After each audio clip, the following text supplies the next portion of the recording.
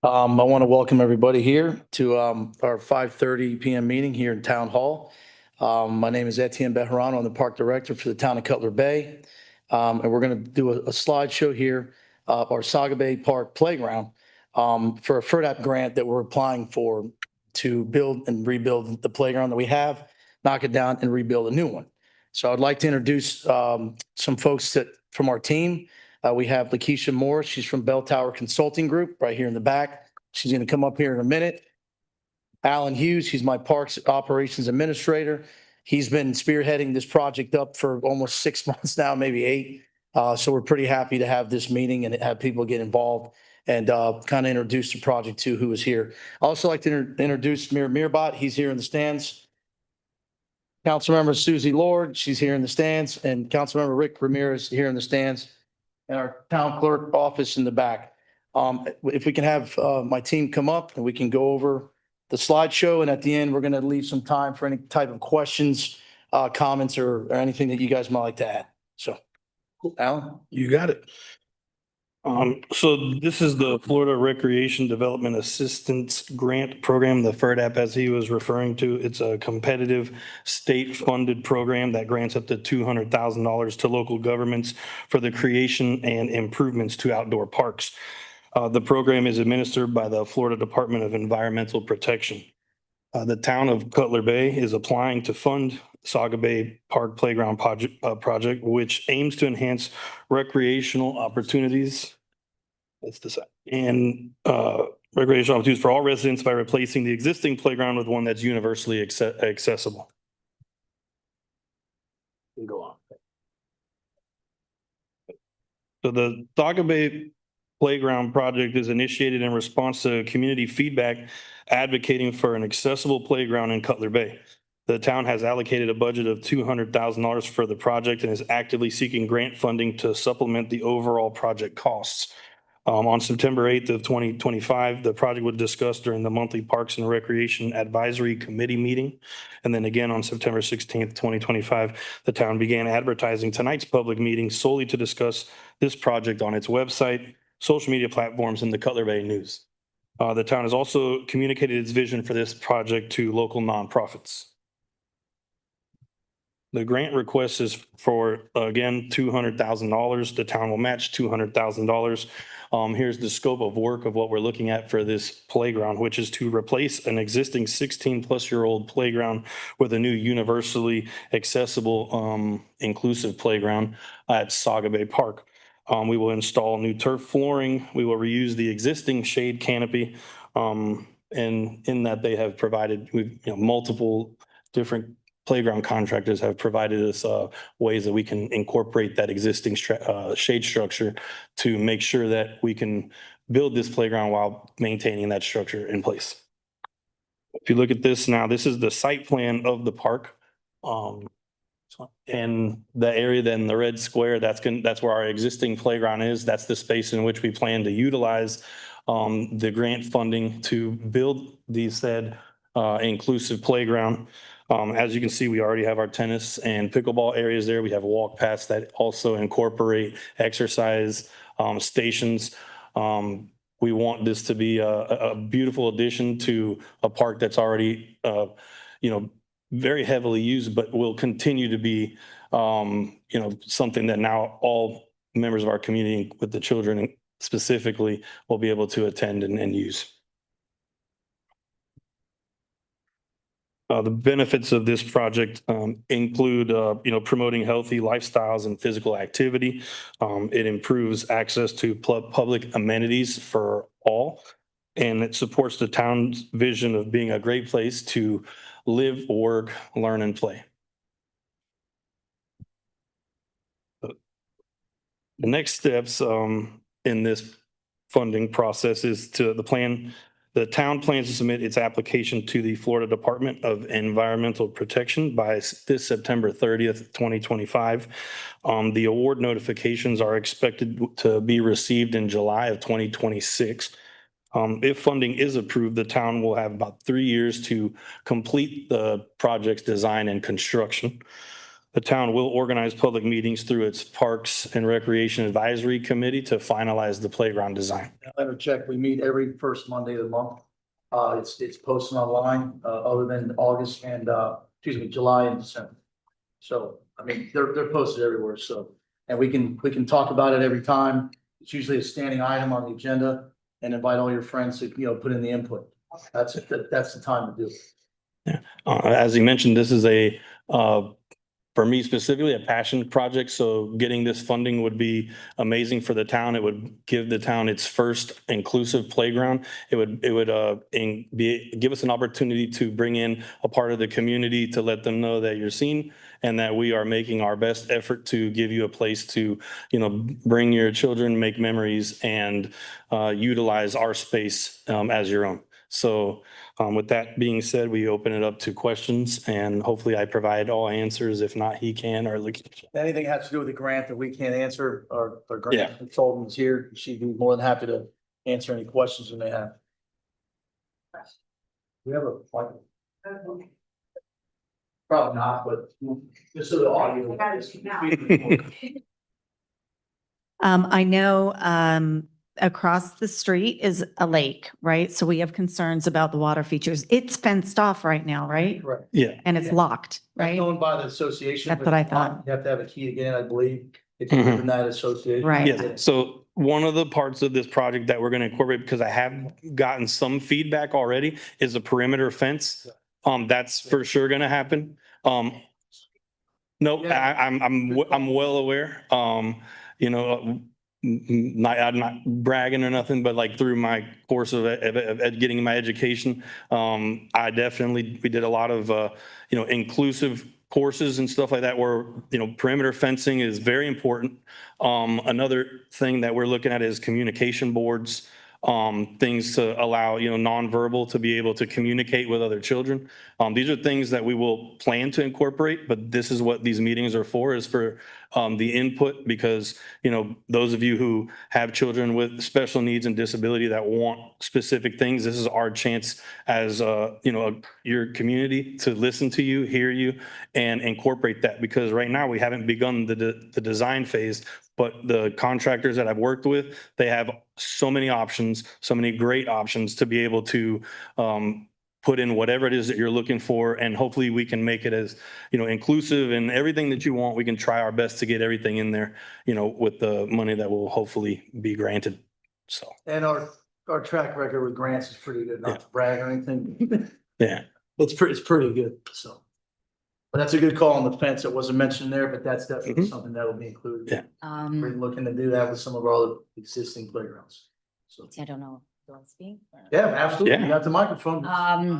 The only other thing that I wanted to bring up was I did see in the picture, which was beautiful with the makeup of what it would look like, would be the actual equipment that's being used. So all children I saw that they were going to be having ramps so wheelchairs can go up the ramps.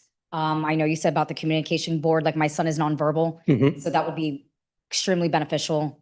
Any sensory ideas Yes. as well? 100% sensory will be included.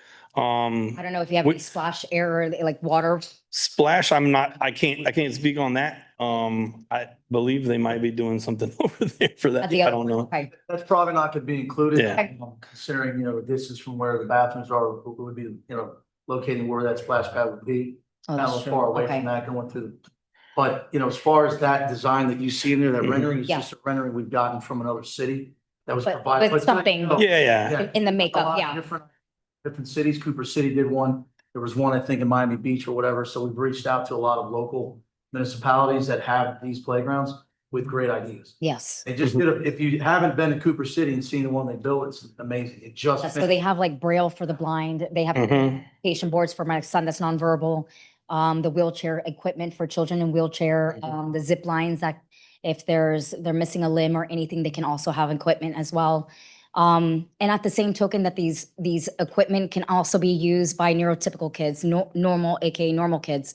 So it could be a blend, and that's why it's inclusive. So all 100%. can play and interact together. That's the vision. It's important. Sorry to interrupt. No, you're It's good. important to go to those meetings that we're gonna have, in those park, advisory committee meetings. Like I said, every first Monday upstairs, second floor, 2:20 at 6 PM.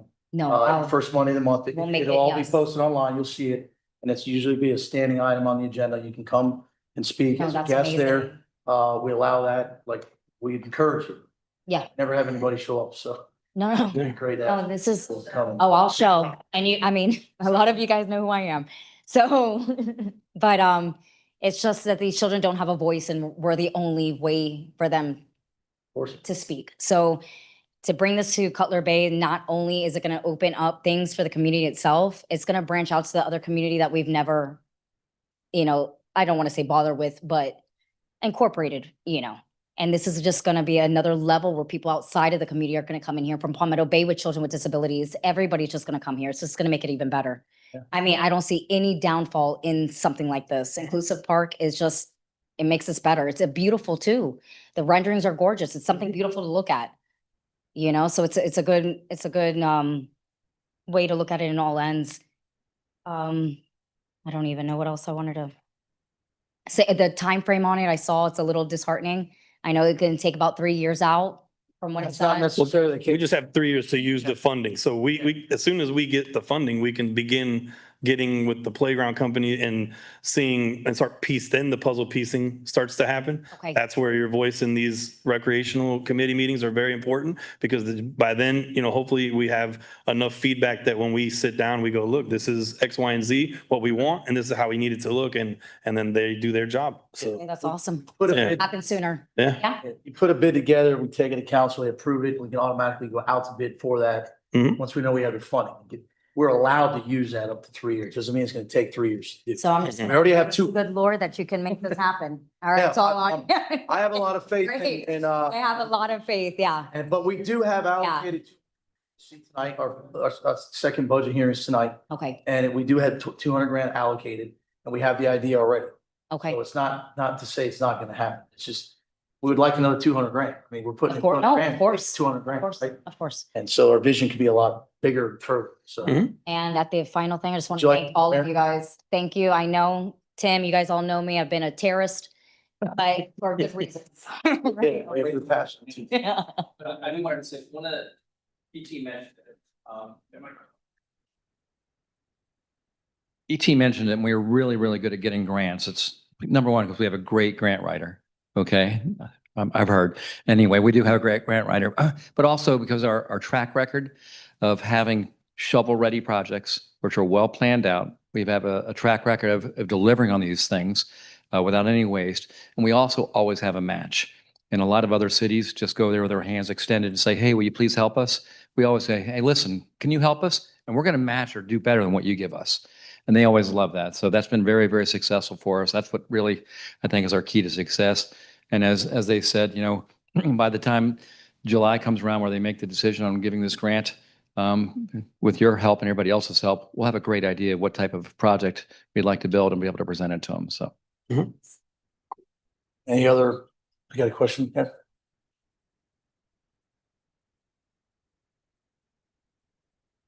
I would like to begin by saying thank you for bringing this to life. As a parent to a child with a disability that is wheelchair bound, it is difficult for us to go to the playground. When she was younger and she was smaller, it was a lot easier for us to navigate, but now they have mulch, it's very difficult. So thank you for this. I've seen so many other cities where they do have an inclusive playground. And I'm like, why in such a huge city like Miami, we do not have one? So I do appreciate Cutler Bay is taking the initiative and making it happen. The only thing, I second everything you said. It was beautifully said. The only thing, if possible, a swing or a wheelchair, or at least for the older kids. Yeah. There's many playgrounds that have the swing, but it's for the younger kids that is accessible. So that's the only thing I would add on to your wonderful, I'm gonna go ahead and tell you now. So in my renderings, and they have the one that the wheelchair goes in, they close the door, they put the seatbelt on and you go. It's already there. It's in the plan for me. So you're good. Yeah, Yes, yes. I got you. Kelly's done a lot of, it's a lot of research. So, any other questions? Just a little comment though, and mostly for the people that are not here because we've all spoken, but for the people that are online, the fact that the Park and Recs Advisory Committee gets together and a lot of their ideas are going to be conceptualized in this final plan. You know, people always worry, oh, committees get together, nothing ever happens. Now you're going to see what happens when you get involved.